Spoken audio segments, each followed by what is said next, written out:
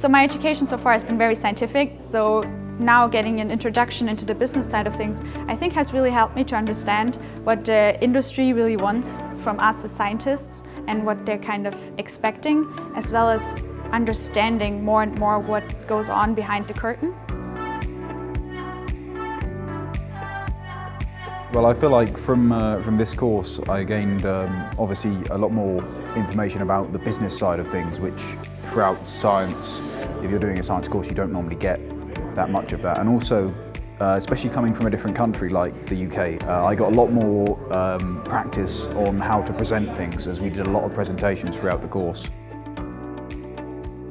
Coming from the industry, seeing students getting these skills on entrepreneurship is so important. That is where in fact we can transform science into business, and that's very important for our society.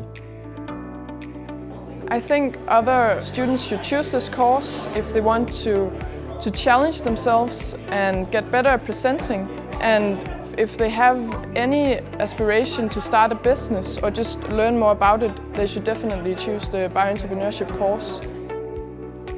The students go through a journey that teaches them that from being scientists, they could actually run their own company and start from an idea that they generated through the course. So it's a life-changing experience.